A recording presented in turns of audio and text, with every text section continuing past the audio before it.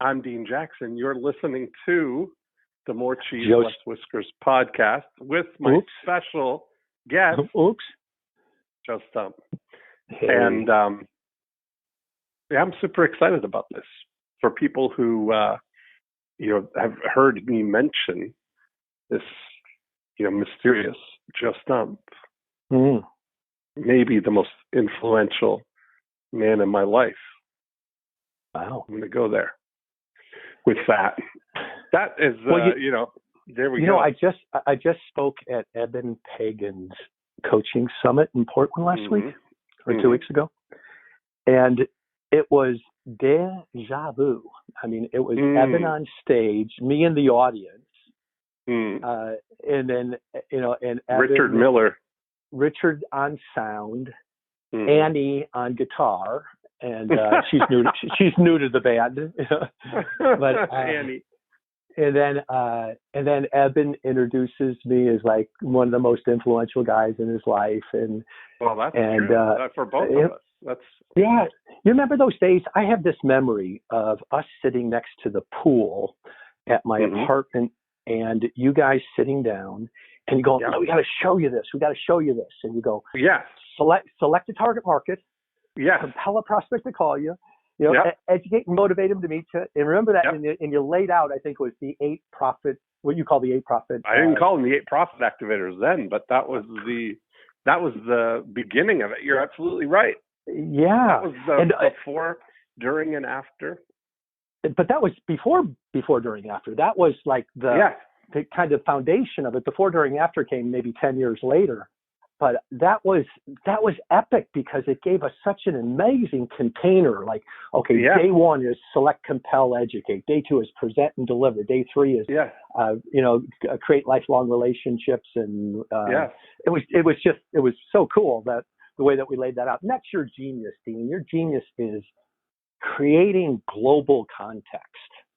Yeah. That almost, anything universal that if it's going to work has to fit in those containers. And I love that because when you get an idea, you pull the container out and go, I don't think that fits, or I have to squeeze that in too hard. Right. Smuggle it in. Yeah. And if it doesn't slide right in there, like a smoothie I just had into a beautiful cup, just like fills the whole cup up, you go, that's good. And I can't tell you how many times I've heard you speak and go, oh, that's good. That's really good shit, So, yeah. Isn't that funny? Yeah, I talked with Eben a couple of days ago, and he was telling me about how great it was to have you up there in Portland. Yeah, we had a good time. We had a lot of good memories in Portland. That's right. Yeah, all kinds of memories in Portland, man. That's right, the Red Lion. Yeah. Oh my. Yep, that was really my favorite ever memory. You remember my favorite memory? I don't even want to go there because Okay, good. Yeah. It wasn't what people are thinking, but it was something just. Here's what I want to share with everybody: the 2 greatest. Contributions that have come into my life. One came from Eben. I think that they're the 2 most underrated inventions of the 21st century. Number 1, the tongue scraper. Yes. Underrated, but I mean, how many mornings do you wake up where you give it a good scrape and you go, and you wow. can't believe. I know. Wow, you've been living there all night? That is amazing. And then the other one that I just got as a gift from my girlfriend is the potty squatty. Wow. Are you potty squatty? I've tried a potty squatty. My friend JJ Virgin has a potty squatty. A squatty potty? Squatty potty. Yeah, potty squatty. There's a squatty potty. I'm a little dyslexic, so. Okay. But I have them in every bathroom, so if you come here, you won't have an option. It's like I can't wait. You're gonna have to just drop, yank it out. Wait. Well, that'll complete the set because I recently met, and Joe Polish is having Susie Bitts at the annual event, who is the inventor of Poopery. Ooh, that would complete my set. So there you go. Okay, good. Okay, well, it was great meeting with you today. With that foundation laid here, I know that you wanted to talk about some podcast formats, because I think podcast formats. You know what I want to talk to you about is coaching. Yeah. So I've been in this business for 35 years. Have a coaching company with we have 2,100 members, and we've been staying right around that number for 10 or 12 years. Like we just, you know how that game is. Take 10, bring 10 in, 9 leave, bring 9 in, lose 8, and you just kind of bounce back and forth. Remember we did that equation on that, and one day you brought in the algorithm that saved all algorithms. It was like, okay, I finally figured out this is what we're gonna have to grow. This 5,000. We're gonna need to do 12 main events a month. All right. Because the equation of we reached the balance point. That's right. Yeah. So anyway, we've been hanging out there. So about 2008, when you and you kind of went into the world of to a broader audience and still serving real estate agents, and I just stayed in my little niche here with the real estate agents, and so I have spent probably, I'm going to say 8,000 hours of coaching, both one-on-one and in small groups. So a beautiful thing about small group coaching is you coach one person at a time, but others get to witness it. And the witnessing is like receiving it. So it's the same. And so I have been evolving this practice of coaching leaders how to coach their teams. And so I went through all of my journals, and I've got thousands of them. And every time I do a coaching session, I have a little debrief session before and after, and I kind of look at what did I do and what did I not do and what was the outcome. And so I started gathering these all together, and I put together this course called 28 Conversational Coaching Skills. And then I've been teaching people how I coach. What's my method of coaching? And I arrived, and I think you'll find this interesting, is that there's these different roles. There's like the cheerleader, that's the encourager. Like, come on, you can do this, Dean. I know you got this. Go for it. You've done this in the past. This is not a big deal. Suck it up. Go for it. Like that kind of coaching. Yeah. And then there's resource coaching. Like I got 2 great books I want you to read. There's a podcast I want you to read, and I want you to go to this seminar. Like you're giving people hacks like that you've learned along the way. And then there's advisors.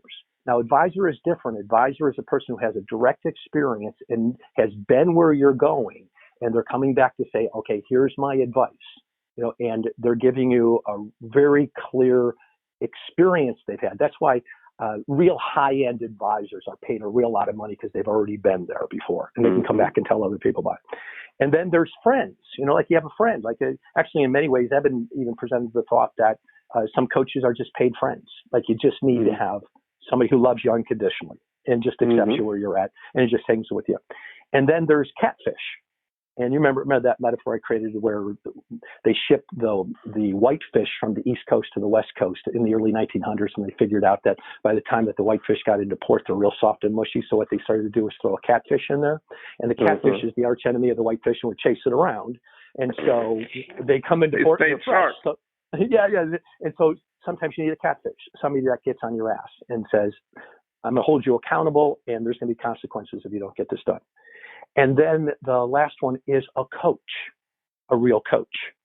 And a coach is a person who incites insight. So they ask you the type of questions that provoke within you good ideas. Provoke in you even revelations or realizations. And even, I've had coaching sessions where I've had like awakenings, like, wow, that is a complete shift in identity. I had a coaching session with Jamie Smart once, and Jamie, was like, gave me this metaphor. He says, like, if you were to look at your life right now, you're like a torch going from city to city, lighting people up. Yeah. And if you, the shift could be maybe a lighthouse where you stay permanent and stand still and people come to you. And just inside that insight, it was like it oriented all of my new behavior. Yeah. And so he didn't give me strategy. He just gave me like an insight on how to identify myself. And that's what a great coach does, is asks like targeted questions. And there's like real specific laws around questions I've learned that incite insight, and then questions that advisors use, questions that cheerleaders use, questions that advisors use, questions that Catfish uses. But there's specific rules for coaching if you want to insight. And so I thought that was pretty cool. That the first thing is the rule in conversational coaching is no advice. Advice has a very short shelf life. Right. You tell people what to do. It sounds good. You feel relieved, like your value was made. Like, okay, here's what you do, Dean. And then if I tell you what to do, you'll approve because I'm your coach. You want to approve, But the likelihood if you to do it because it's my idea, probably slim and none. But if it's your idea and it's your revelation or your realization or your awakening or it's your good idea, there's a real good chance that if I prize it and I really honor it, I really help you dig into it and I help you explore it, that you'll take action on it. Mm-hmm. Do you hear the distinction there? I do. Yeah, I do. And I think that there's, sometimes, I remember one of the things you always used to say is sometimes awareness builds its own momentum. Yeah. Well, isn't that, Well, like awareness, and this is what I'm getting really clear on is that when I'm coaching somebody, I'm first checking for awareness. Like what's their self-awareness? Like how aware are they, how they're feeling? So I'll just say, what are you feeling right now? And I could just listen. Like fairly unaware people will say things like, pretty good. Like really aware people will say, well, my chest is a little tight right now and I'm feeling some nervousness coming up through my throat. Like, and so just that question, I can go a different direction depending on internal awareness. And then there's external awareness, how they're being perceived. So if I'm doing a Zoom call and somebody comes on and there's a lot of background noise and it's chaotic and it's not good lighting, I go, oh, okay, they're not even bringing to the awareness how they're being viewed by me. Where another person brings a really lot of awareness, like they set up the environment, they're really tuned in. And so those two things really guide like where can you go with somebody depending on your awareness, internal and external. Yeah. And then I use a rule called the 80-20 rule. 80% of my questions will begin with the word what. And then the rest start with how and why and where and who. And a what question drives you into imagination. Most of the other questions, like how are you going to get it done? Why are you doing this? Where are you going to do it? It drives you into memory. Like, how are you going to do it? Then you have to go back and you have to think, well, how have I done it in the past? But if I say to you, what happens when you imagine taking advantage of this opportunity? Mm-hmm. Now that takes me somewhere completely different as opposed to, how do you think you'll take advantage of this opportunity? That's something, that I think I've been saying, what is the entrepreneurial question? I mean, more than I've been talking about this idea of how is probably the most crippling question for entrepreneurs. Right. No, it really is. Right. It really is. And that's the thing is that, but we're conditioned to, when presented with a new idea with a what, presented with something new that you want, to immediately go down the path of, well, how do I do that? Which you don't know. And so they're committed to now, I say it's like writing a check, a blank check, with the only, resource that you have that is non-renewable, your time, to know for some undetermined amount of time that it's going to take you to figure out how to do something. Right. And then once you figure out how to do it, you still have to then do it slowly and poorly and probably, not with the outcome that you were hoping for, versus finding a who. Yeah. Who will bring the how with them. What does it feel like, Dean, to know that you shared that idea with me at the La Barrage in the little hotel there about 5 years ago, because it was before the CrossFit Games, and now I see that showing up in public domain as, don't ask how, ask who, Right, exactly. Who, not how. Yeah, exactly. Right. Yeah.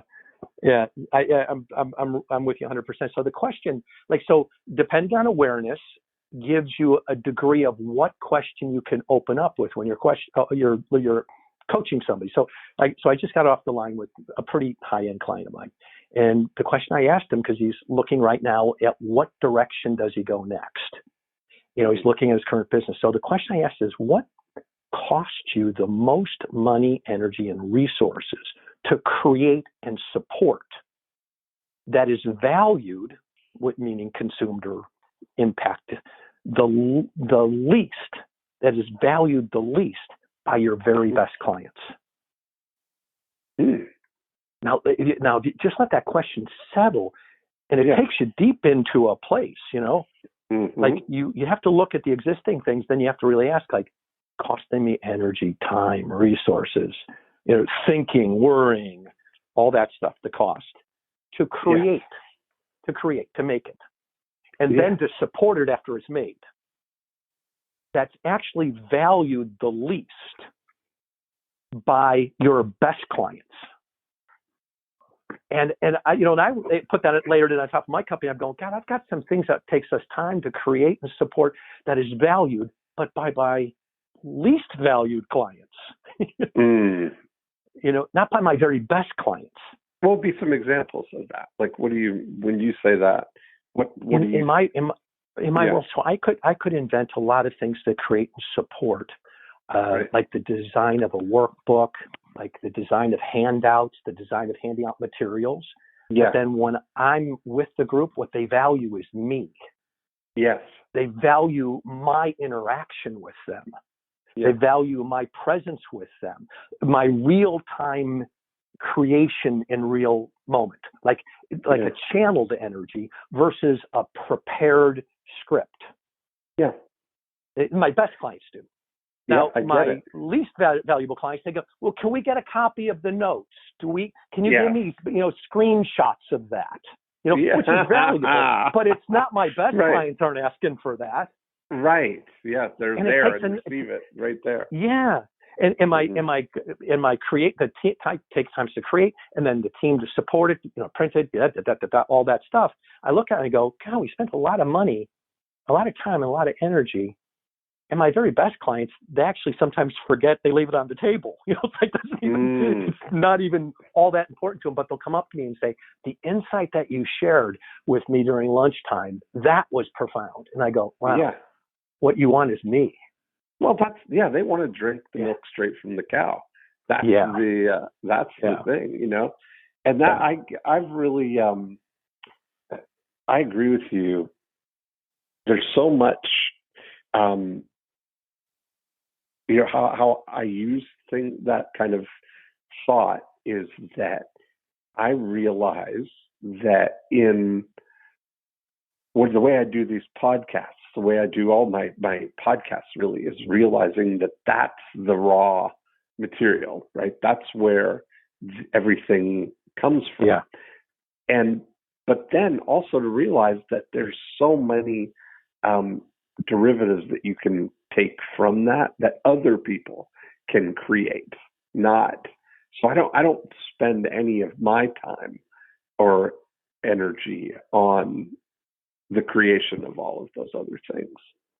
And I know that used to be a thing, I think it would be something that a lot of entrepreneurs or a lot of coaches or consultants or people who are running coaching programs or running consulting or whatever, that they feel this need to, what I call be a self-milking cow, where they make the milk and package it and process it.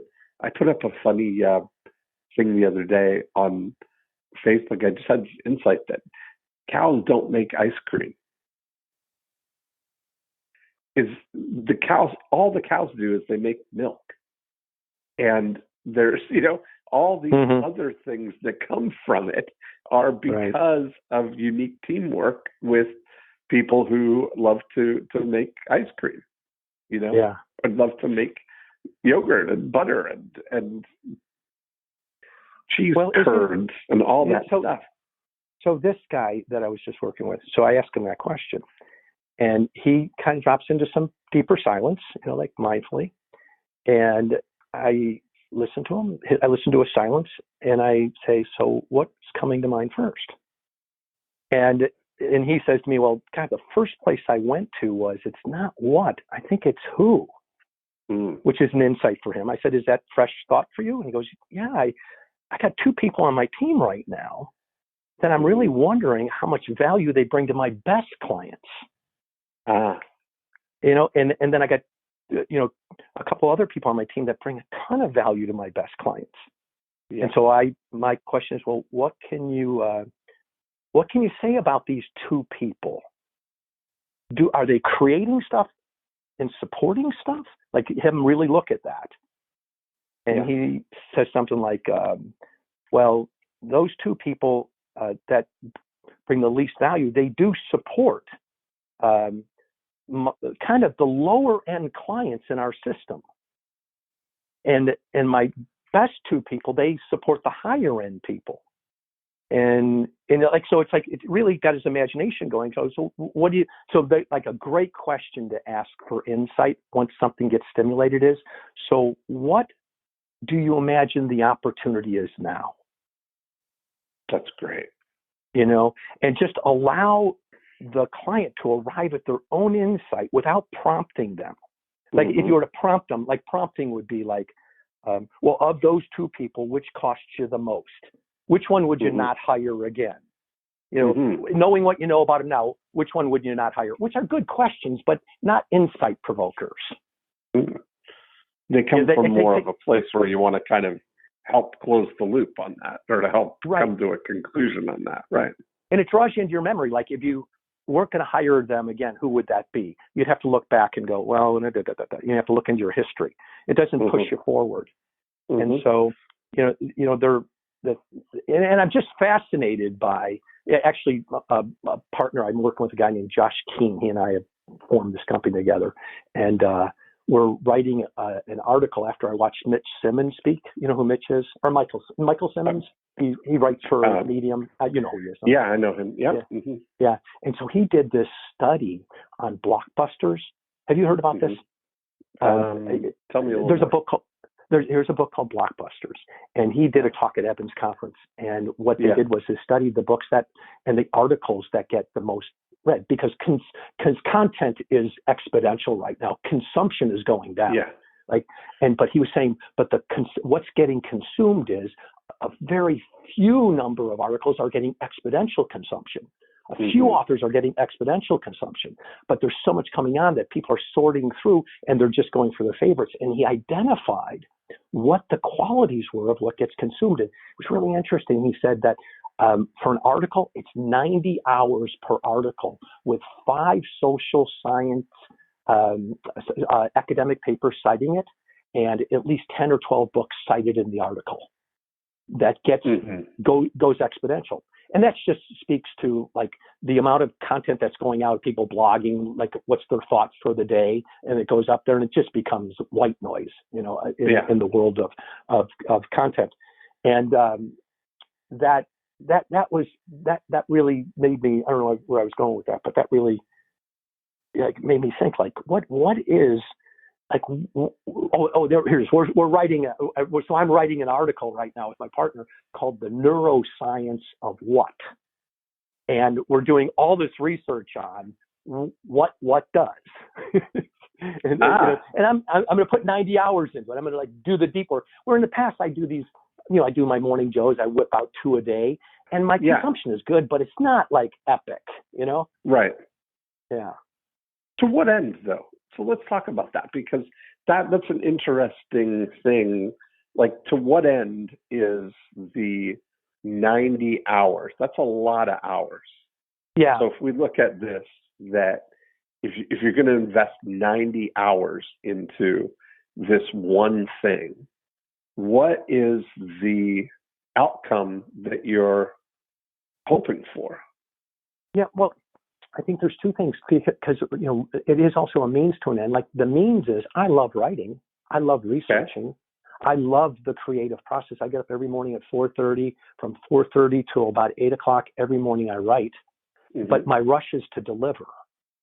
and I love that delivery process, but I'm looking at how can I hold back on delivery, and like go a little deeper into the work and then see what I could deliver after 10 sessions, not after 2 hours. To explore that. Like, it's more for me, like what's possible that I could create if I, like really dug in and did the deeper work on it. Like what's possible. And I'm only saying that because I saw the talk 2 weeks ago and now I want to experiment with it. So I have not put 90 hours in that.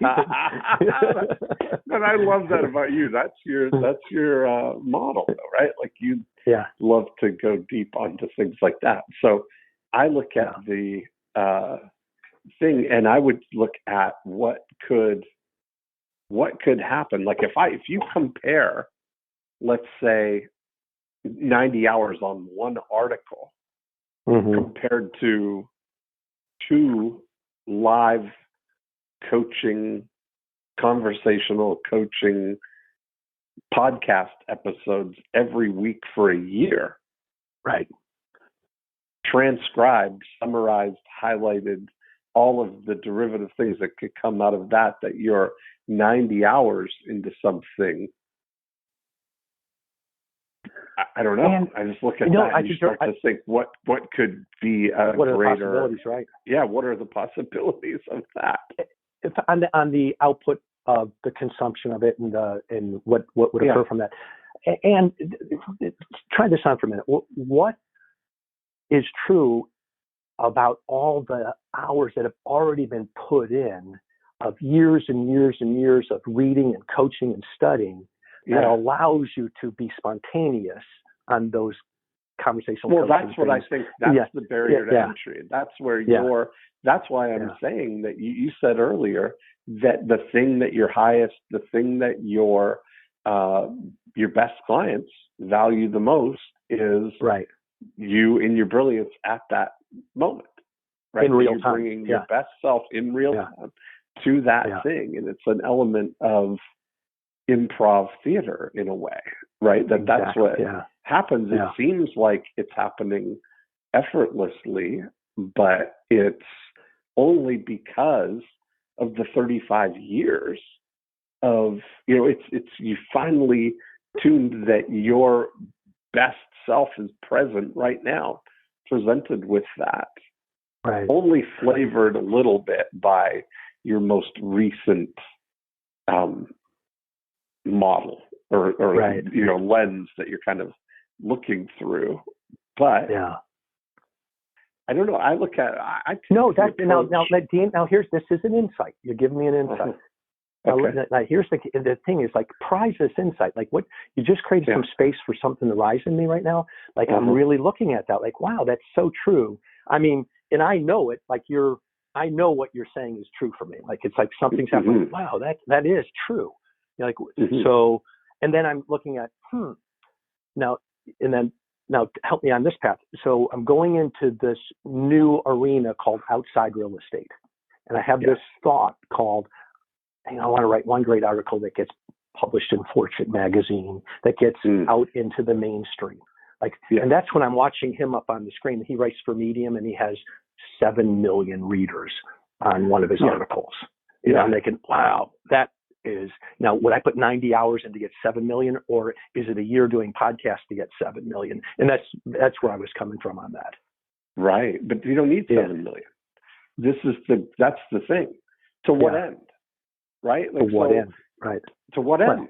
I mean, Michael and Ben Hardy is a good friend of mine. He's the guy that wrote Willpower Doesn't Work. He's the, I guess they're neck and neck, Ben and, or Michael and Ben Hardy as the 2 top writers on Medium.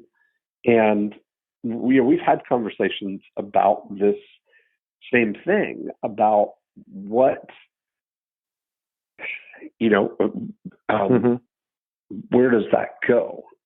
Like what is the thing that you're actually going to know? How will you know that it's making the boat go faster? Yeah. I think, and the meaning that is it moving in the direction of um, the end that you're looking for. Because I look at the thing that we've had these conversations about books, and what I've learned about books and the way my thinking about it is that I want to start. I want ultimately to help people get a result, right? You and I have talked for years about bankable results, right? That the bankable result is the thing that is like a significant benchmark along the way. So in non-real estate business, any business, a bankable result is, the exchange of a good or a service or a product for money or other consideration. It's that transaction part of it, right? Yeah. And that is the result that people are paying for.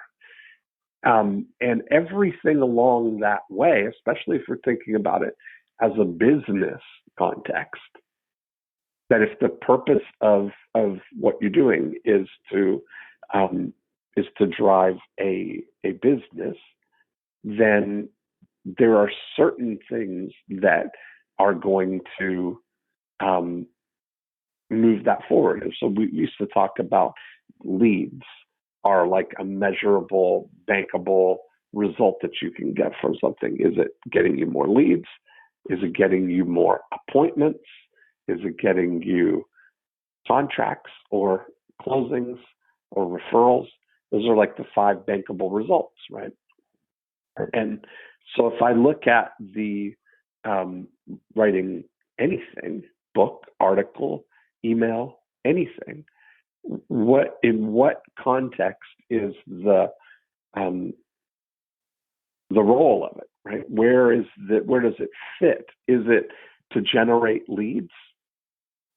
Is it to convert the leads that you already have into them saying, I want to work with you? Is it for the people who are working with you to continue working with you and get a result? Or what is the end result of it? And so I look at it from a book standpoint. There's so many things pointing to the fact that consumption is way down, right? In terms, we only have so much attention right now. But if I'm using a book as a before unit activity to generate leads, the things that actually matter, that make the boat go faster, that trigger the I want that mechanism in somebody's brain, is the fact that you have a book, which is kind of revered as something valuable. Historically, for hundreds of years, thousands of years, it's been that way. That you've got a title that as soon as they hear it, they say, that's the book for me. And you've got a way for them to get it. Those 3 things are the only things that matter in that context, right? Of getting into the conversation.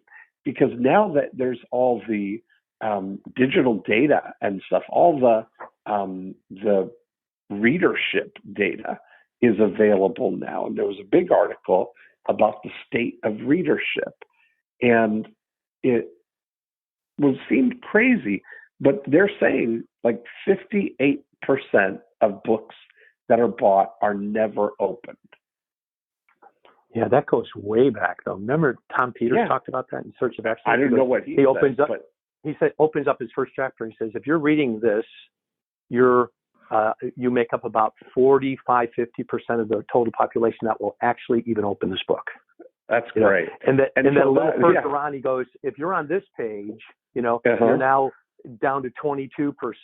If you're reading this last paragraph, you're about 4% of the people who actually read this book. Yeah, that's funny. Those numbers must have held up, because it is the numbers 22% of the people who do open a book. Only 22% get past the first 100 pages.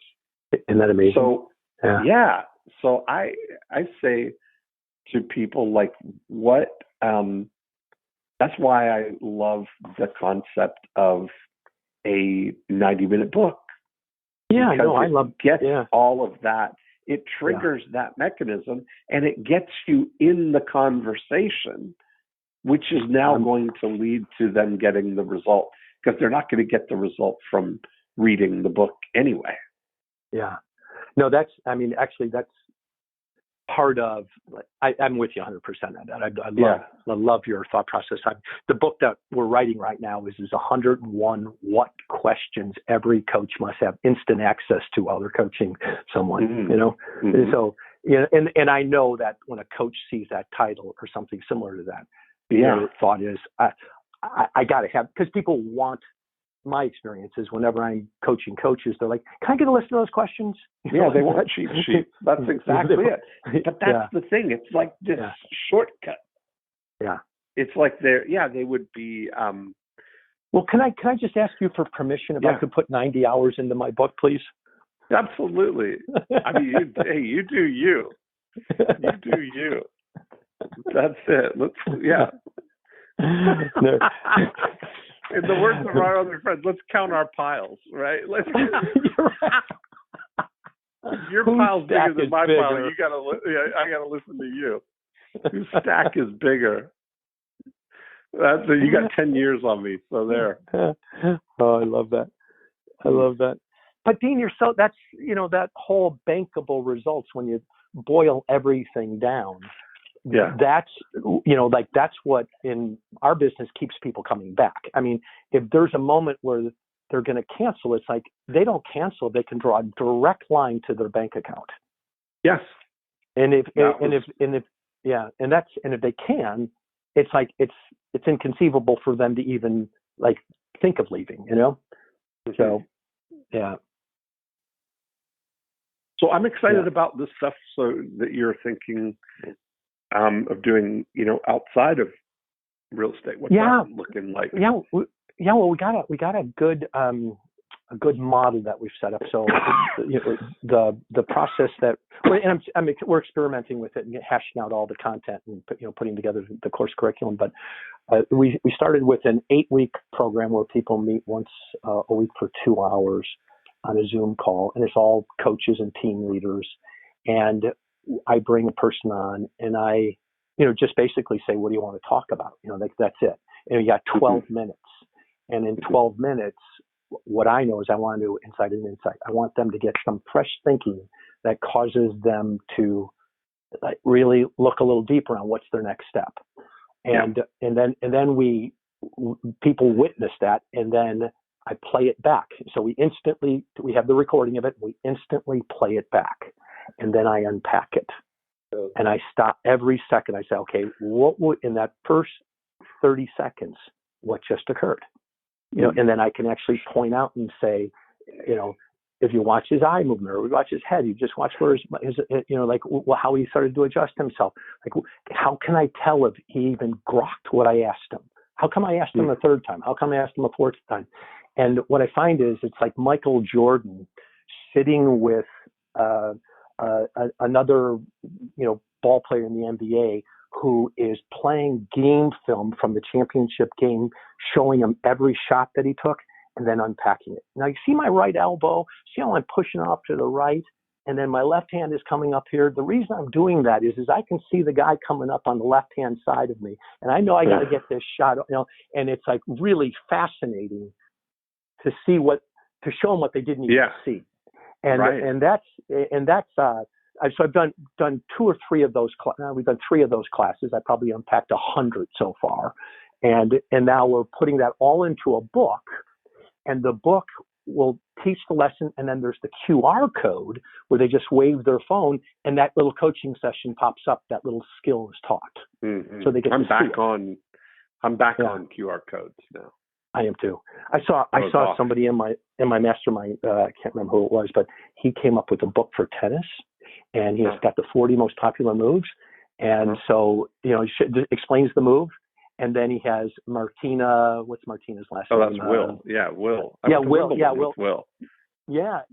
What a great idea. And then he has the QR code, and the book comes up. Yeah. So Will is in my Jeff Walker group. So. Mm-hmm. And so that's where I got the idea from. And so we started crafting the whole conversational coaching, unpacking through the QR process. Yeah, that's amazing. I am like, once I found out that you don't need a reader or all you have to do, anybody. I've been testing it with like people on the street. Can you, if you hold your phone over this and see if you can figure this out? And everybody can, and it's the best because literally all you do is point your phone at it. That's just that's revolutionizing direct mail, the way that we were hoping QR codes were going to. Yeah, I remember when it first came out, it was like, it was like all of a sudden you had to download an app, and nobody's going to do that. You had to get your 13-year-old kid to figure it out. Ain't nobody got time for that. Yeah. So I'm big on that wagon right now, and then taking that into we've been doing here at my home. We do retreats, high-end retreats. So we've been doing one a month right now, where we're bringing people here, and we're just filming the whole thing, and people coming up and doing one-on-one coaching. Just one right after another for 3 days straight, and then like anything, deliberate practice like that. Is the skill is like take here's the 100 questions, embed these questions so they're reflexive, and that only happens through practice over and over and over again. And that's the thing that is the separator. It's the people who do the work, like the deeper work of practicing and doing the work of I don't want to even call it preparing, but doing the deeper work of really understanding the theory and the philosophy and the why behind it, as opposed to trying to just memorize questions. So, Well, so that's I like this whole context of what your, if that's going to be the model, like if all of this is in support of, I saw the pictures of your yurt up there. And like I love that, but if that's your, if it's all in service of that, like just having a constant stream of people, rolling in there, that's very similar. Like, I say to people, just for the context of it, so you and I you did more than I did, but together we did 15 years worth of every single month, a big event, a big main event with hundreds of people.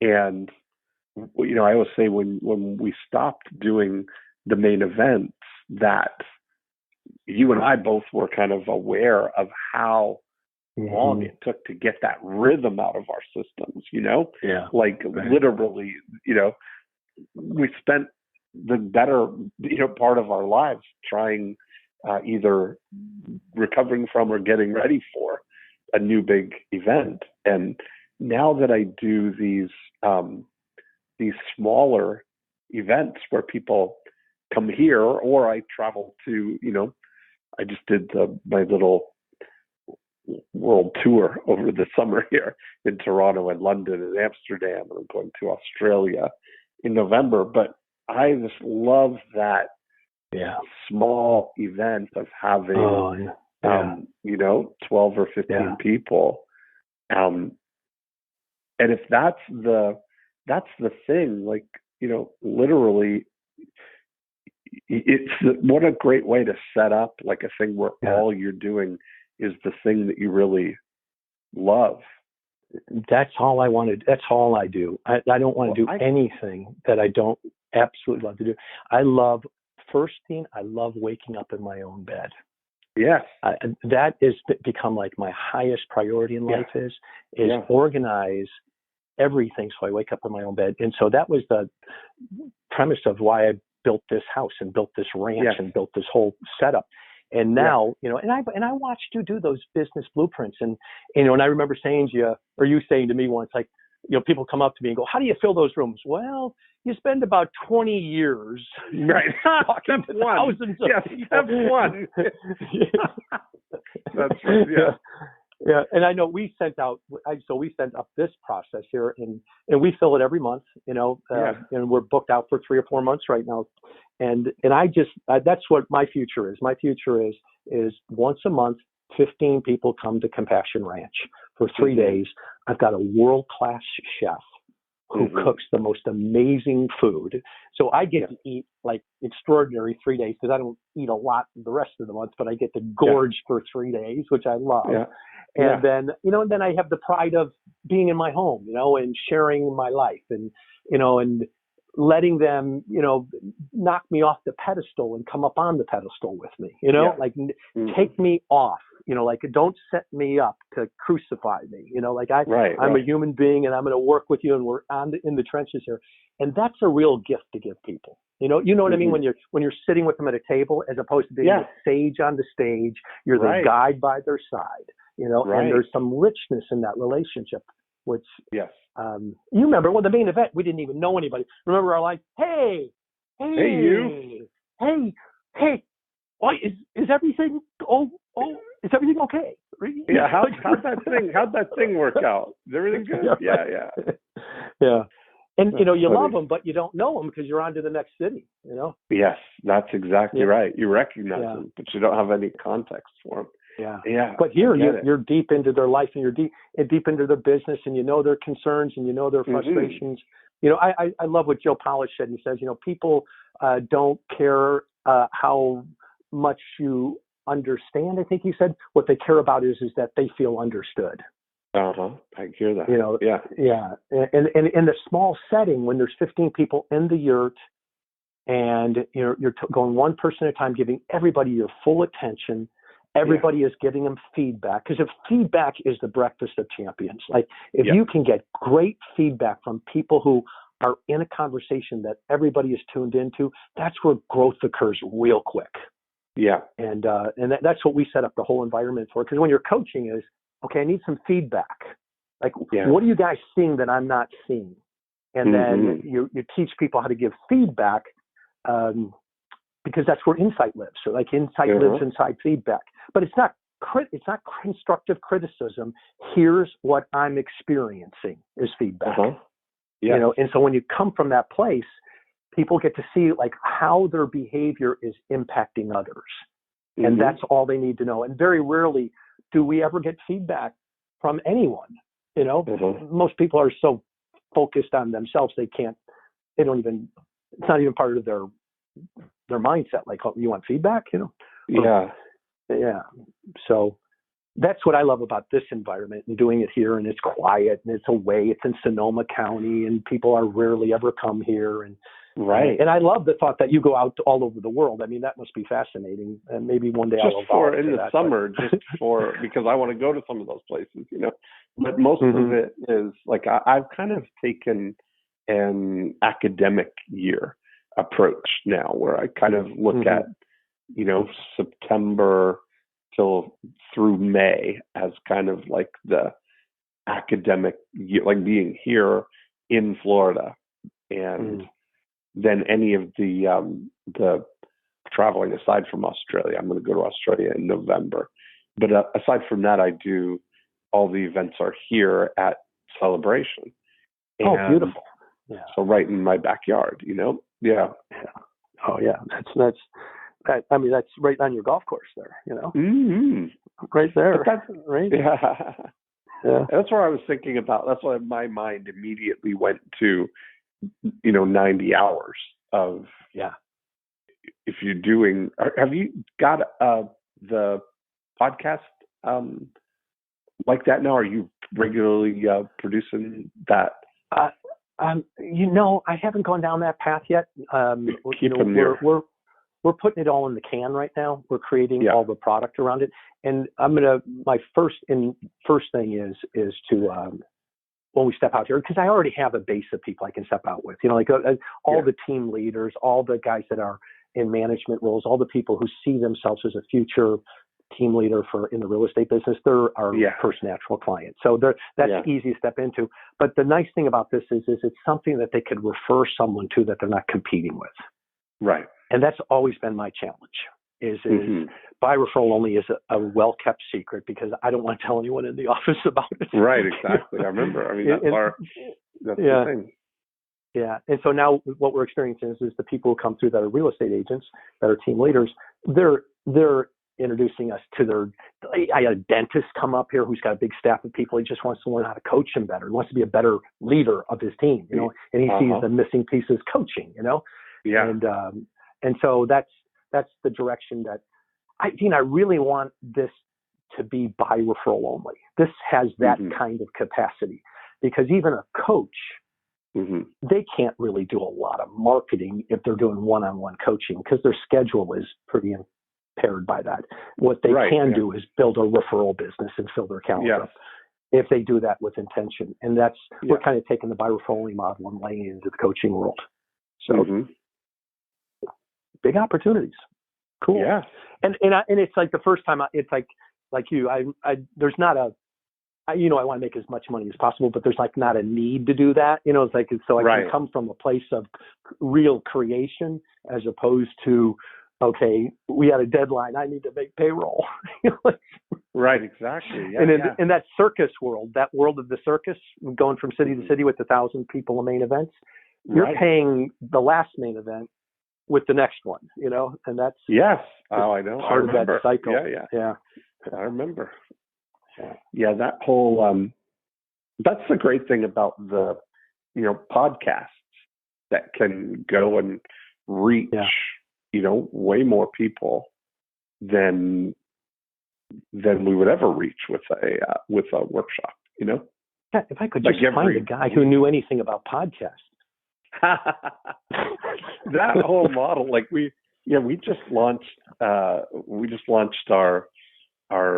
podcast service called Dial Talk Done, and this whole model, what I've really discovered about this is that the thing, if you're really going to embrace your bovinity, embracing your inner cow, to realize that the thing that you're bringing, you create insights. That's your milk, right? That you're bringing, and that the best way to do that is live with, in conversation with people. And so we got it down to where literally my total time investment in my my business to run everything is 417 hours, including the podcasts, the events, the member calls that I do for Email Mastery, that whole thing, because all I do is talk.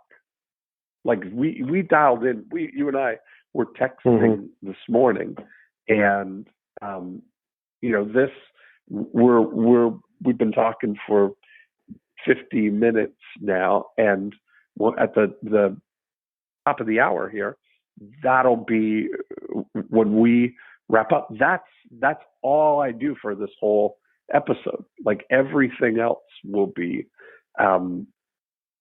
taken care of. Right. And so, but what'll happen is that this will go up now, and it'll live.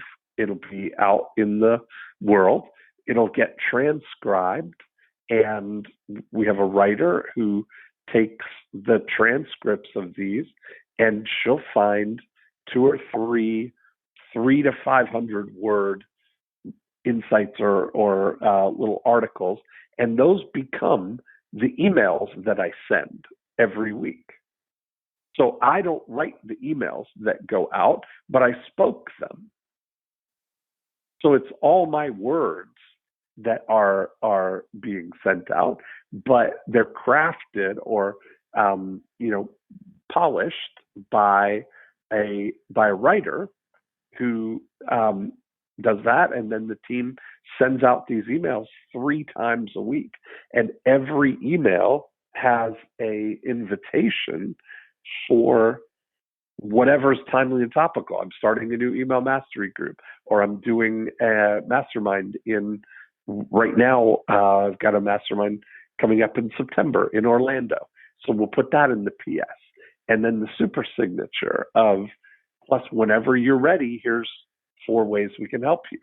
And so every time those emails go out, that stimulates all this activity. So the events get filled, the email mastery program gets filled. One of the things that people can do is be a guest on More Cheese Less Whiskers. So the podcasts fill themselves. I see this exact model could be identical for you. Right. And all you have to do is talk. Yeah, no, we do it in bits and pieces, but not as a cohesive outcome to bring people to Compassion Ranch. That's what I love. Right. I love that question. What's the means to the end? What's the end? And that sets that process all up. That's great, Dean. Yeah. Because let me ask think you this. that would be great. What do you really want to create next?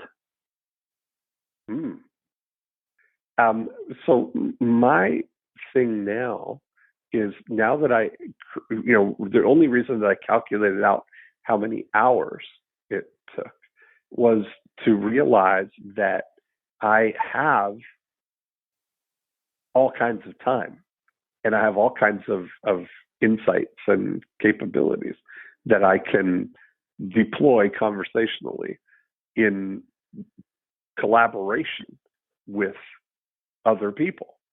And so I look at that's I have what I look at now as 1,000 investable hours that I can invest in things that have I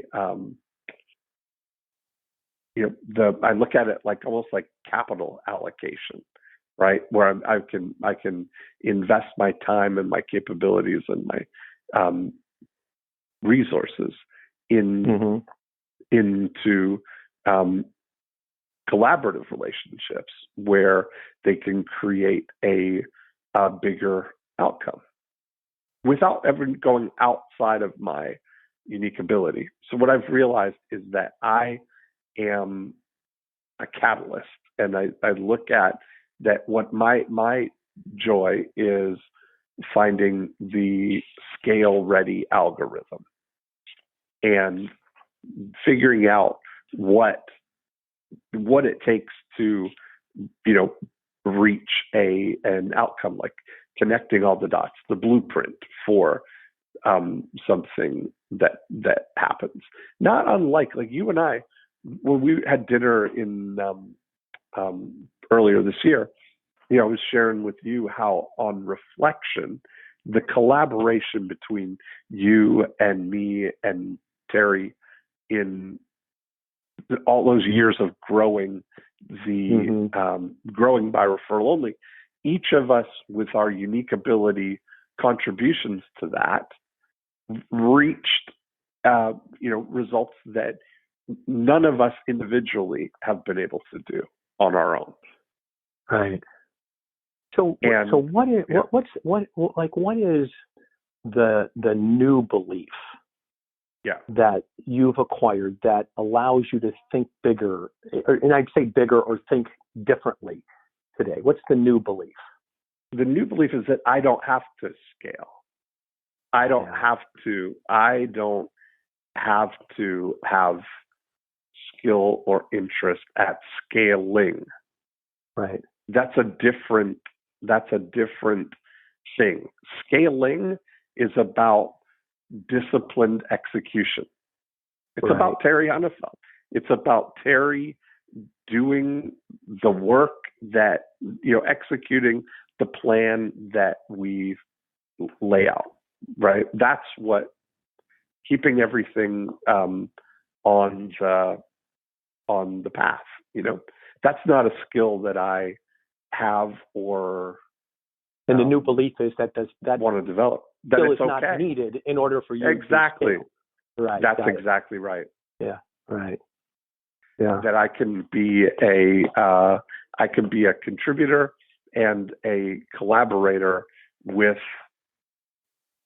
someone who's got an engine that's already up and running. And that's because now I have real belief that the idea is the valuable piece, like in the context of this,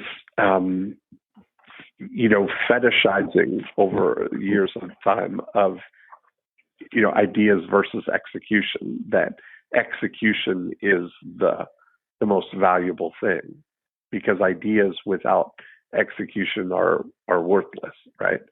And I think that is true, but it's also equally true that you can't execute nothing, and they don't go. Execution can't stand on its own. You have to be executing something, and you can. No, you can execute something flawlessly, but it's not a good idea. The only thing that improves flawless execution is executing a better idea. Got it. Yeah. So it's in a way, with technology, execution has become more commoditized. Absolutely. Where ideas are becoming better, ideas are becoming rarer. And I don't say rare, but to create they're getting an a chance to rise to idea. the top. Yes, right. Execute. We're in a phase where ideas are more easily executed than ever. You look at Kylie Jenner. The reason Kylie Jenner is a billionaire with a 7-person team is because she collaborates with other people who do the execution. She's partnered with a white label manufacturer who makes and packages all her stuff. She's partnered with a distributor who distributes and fulfills all of her stuff. She's partnered with Shopify, who does all of her e-commerce. She's partnered with her mom, who does all of the administrative business side of the business. And her 7-person creative team do all the R&D and the product development and what we're going to create. What are we going to make? We're going to make lip kits. What are they going to look like? What are we going to call them? What colors are we going to do? They're making all the valuable what decisions. What's our ideas? That's the power thing, right? What's our what you are, Dean? Like there's an archaeologist, there's a biologist. You're an ideologist. Ideologist. I like that. Because you excavate ideas. That's true. Yeah. And you find them in the most obscure, hidden places, and you bring them to light, and then you bring them over to your executionologist. What's so funny though is that I tell that story about Kylie, and people immediately, they don't get the insight. They don't get what that is. They immediately default to, but she had 150 million Instagram followers, and she's a Kardashian, and she had all that money. Nobody else could do that. But then had the most beautiful gift happen that just 2 weeks ago, Old Town Road became the #1 song ever in history. Yeah. And that was created by 2 20-year-old kids that nobody's ever heard of less than a year ago. And they were able to collaborate. Right. And are a whole bunch of artists doing renditions of that now? Is that what I was reading somewhere? No. Well, he's done remixes with different people, but remixes.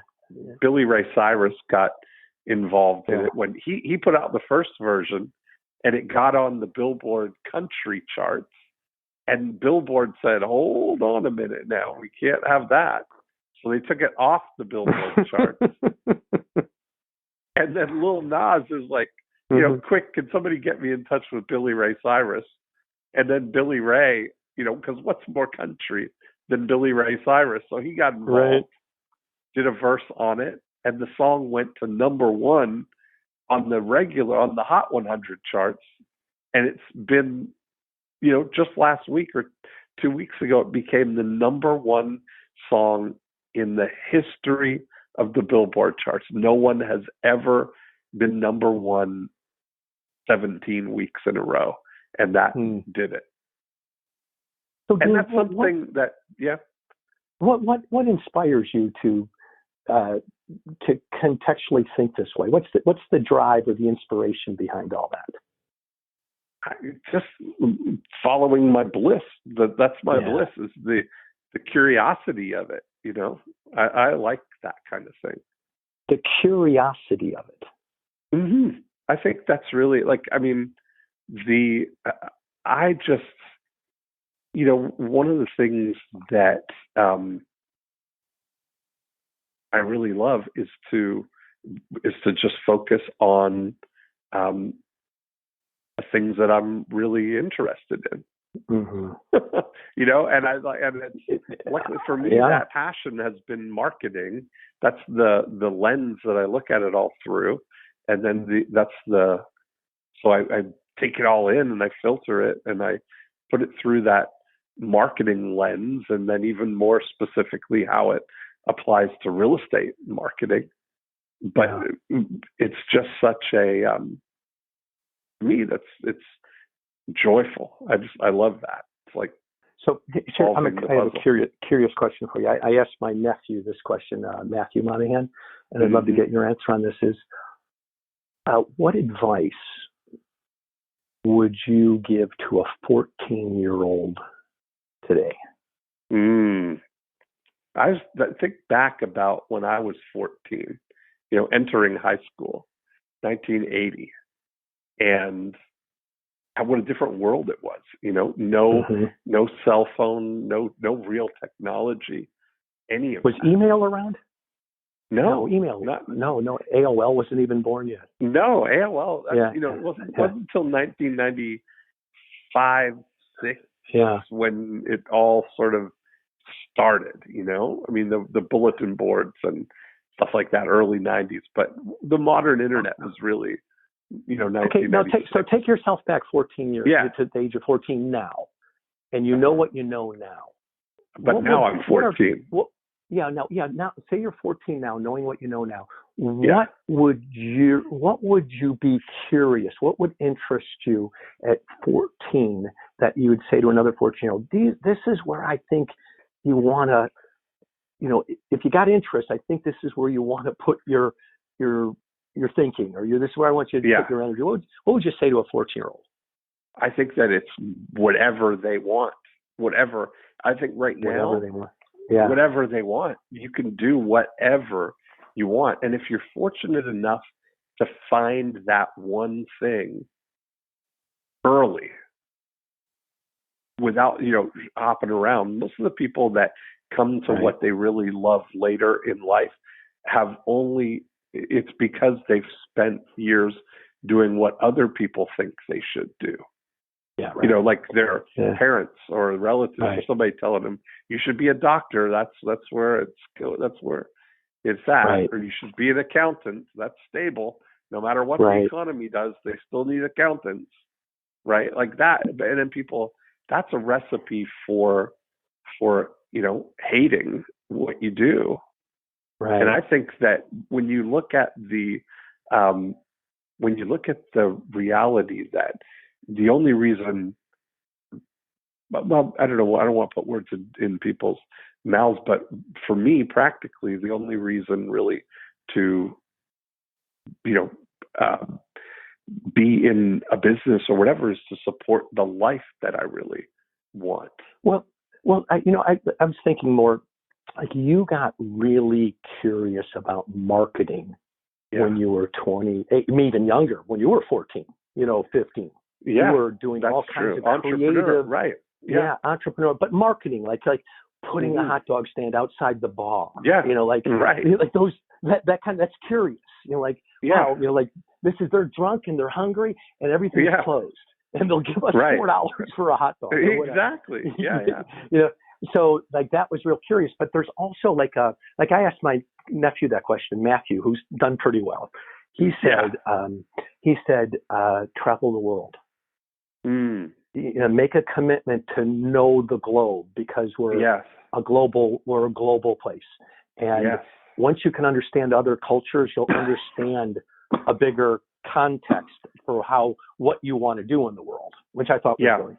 And then he also said, on another note, he goes, if you have an interest, understand blockchain. Like he says, just understand blockchain and what that means 20, 25 years from today. And if you could understand that and know what that means, you'll be part of a bigger future, which I thought was kind of interesting. And then he said, his third one was this. He goes, the future value is going to be in design and art.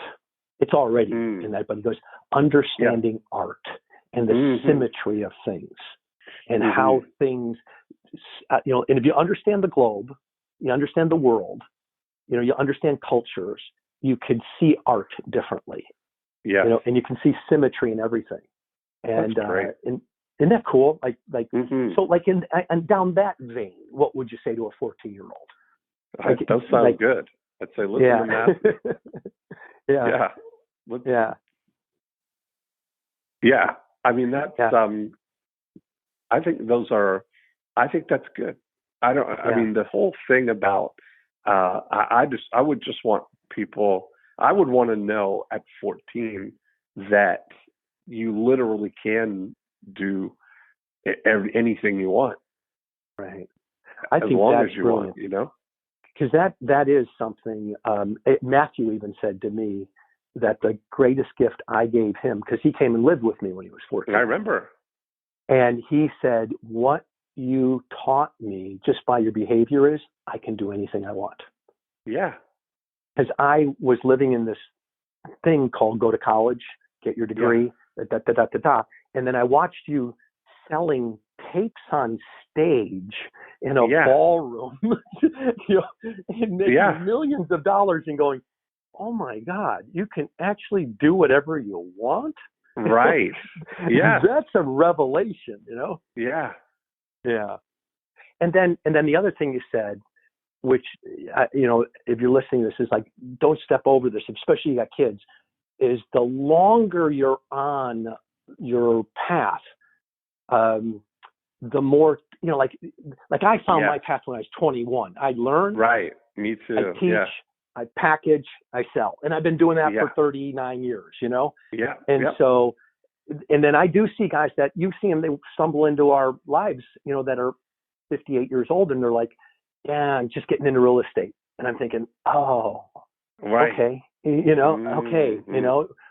we maybe got 10, 12, 15, 20 years left. And there's nothing, like you do your best, you meet them where you're at, but for a 14-year-old, find it early.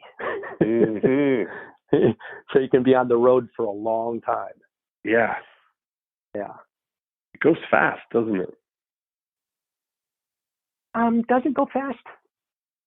I don't know. It feels like that. I mean, it goes, I guess it goes where it goes, but it looking back, I think about the, it does feel like yesterday. But Dean, are they not almost different lifetimes?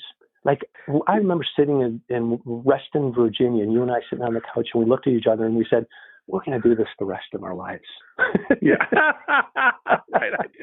I do remember that. Yeah. And we are in our own way, Yeah. But it's a different lifetime. Yeah. And I think that Michelle Zwicker did a talk the other day at Brovance around the cycles of life, the 7-year cycles. And that that's funny. Cycle. Yeah. And as we cycle, we have this period of time where we're like wondering what's next. Like how do I take all my wisdom and bring it to the next level? And in between cycles, there's a word that she used that we don't hear very often. It's called sabbatical. It's the in-between time where you don't grit it out, try to figure out. You disengage, go out to the desert for 2 weeks, 3 weeks, a month, and you let it come to you. As opposed to, and I can look in my cycles, and I've gritted a few cycles out. Like I worked harder, worked through it, right, and then got to the other side. It all worked out, but I have enough resources that I could have taken a couple months off and just let it come to me. Yeah, and that's actually where the word sabbatical comes from. Yeah. I mean, I was looking in my journal. Like I'm looking at the 20s now. I look at this as a transitional period right now into a new phase here in the 20s. And looking back, like I was literally just doing this over the last, couple of months here over the summer. And I reckon that I'm entering chapter 9 now. And, if you look at that in your 7-year cycle there, it's pretty accurate. Like I think, you take the first 7 years as like you're not even awake, right? And then 7 to 14, like that's kind of another age. And then 14 to 21 was the high school, college years. And then my 21 to 28, and then meeting you, and we did 2 cycles together, let's call it. If you think, no, really, I mean, that's really, that's pretty accurate, right? If you think 14 and they were totally different relationships, and as their cycles evolved. Absolutely. From hanging out with friends and working out, and then to you and I on stage together, like we do this together. Yeah. That was the second cycle, Yeah. Yeah. Yeah. Amazing, right? And so that's true. Yeah. And then, so in a lot of traditions, the cycle starts at 10 because that's the age of innocence. Like when 10 is that age where a child hits puberty, and now in tribal traditions they go out into the jungle, and they meet themselves. And so if you go 10, 17, 24, 31, 39, 46, 53, 60, 67. And so I'm in 53, this cycle. So I'm at that right thing. Yeah. Yeah. So I'm in this cycle at 60, and I can actually see like shifting from torch to lighthouse to lighthouse builder. Like now coaching coaches to go out and coach others. Yeah. Like building lighthouses.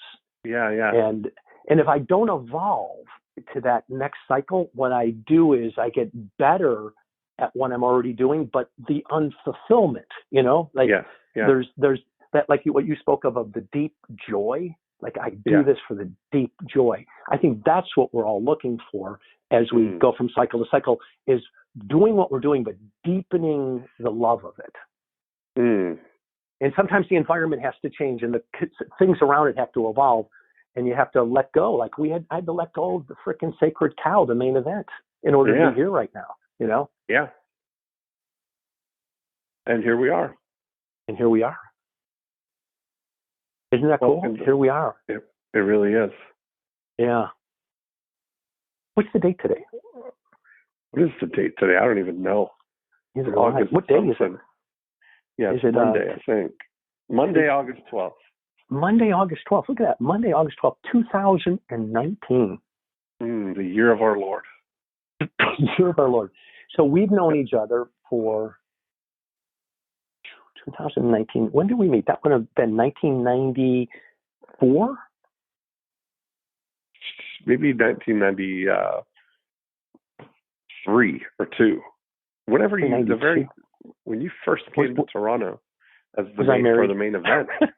What that? Yeah, you were married. Yeah, you were married. Yeah. Okay. I was married to Kathy. Yeah. All right. Yeah. And Tracy was kind of brand new. Yeah. Yeah, Tracy's brand new. That was 92. She was born in 92. Yeah. I just had the weekend with her. She's amazing. She's following her bliss. Wow. Just one project after another in the comedy world. Mm-hmm. That's a real. She's funny, and she's been at it a long her. time. What's her Instagram? So follow her out. Tracy. Yeah, Tracy Stumpf. Tracy Joy. Yeah, Tracy Stumpf. Yeah, Tracy Joy Stumpf. Yeah, or just if they go to tracystumpf.com, just check out her website. She's got all of her little videos up there, and she does some cool spoofs on her dad. She's funny. Yeah. Well, this has been fun. Yeah. Yeah. Thanks for taking my request. I got a request to hear Joe Stumpf. Could I please hear him, please? Yep. Well, let's have our people get with your people. And okay. How does now work? Does now work for you? See, that's the thing when you run the show, Joe. We could just make these things happen, you and I. I know. Yeah. And now it'll go out to the world, and yeah, you've inspired me, Dean. You've inspired me in two things. Let me tell you the two things I've got from this. Tell me. Is podcast. Yeah. That so I've got so much in the can, and I don't know if it's a belief or like I don't know what it is. Something says the world is already filled with podcasts. Like, and I know that that's bullshit, but there's something that around that vein, that I'm not sure what that is, but but you opened up that package for me. That was certainly good. Yeah, and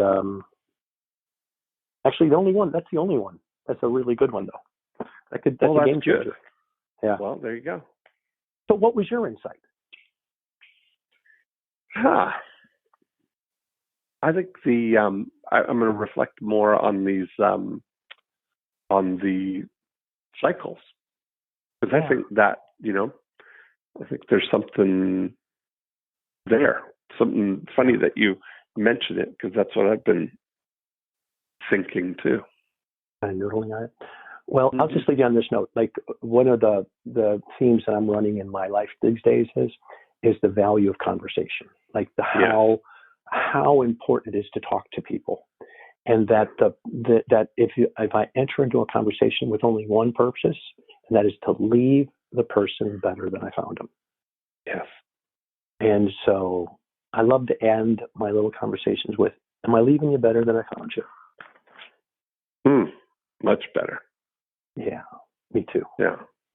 Thanks, Dean Jeff. Awesome. Okay, brother. All right. I love you.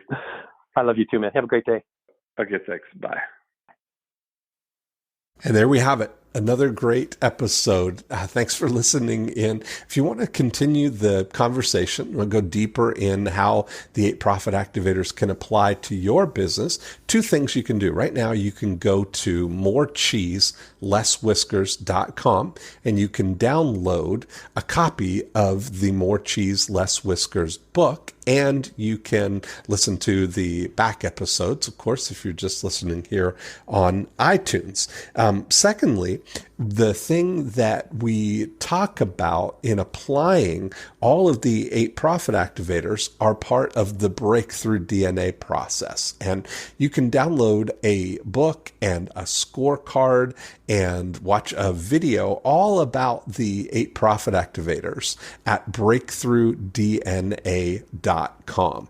And that's a great place to start the journey in applying this scientific approach to growing your business. That's really the way we think about Breakthrough DNA, as an operating system that you can overlay on your existing business and immediately look for insights there. So that's it for this week. Have a great week, and we will be back next time with another episode of More Cheese, Less Whiskers.